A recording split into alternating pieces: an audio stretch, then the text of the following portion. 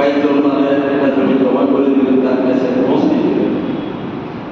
হযরত আয়েশা সিদ্দিকা রাদিয়াল্লাহু আনহা যখন এই টাকা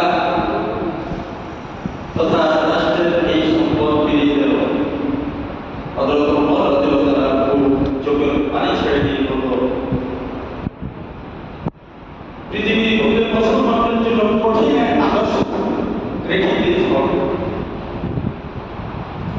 হযরত আবু বকর রাদিয়াল্লাহু আনহুকে সম্বোধন করে হযরত ওমর রাদিয়াল্লাহু আনহু বলছেন, কঠিন আদর্শ সম্মানিত মুসলমান ভাইয়েরা, আজকে আমরা কি হলাম?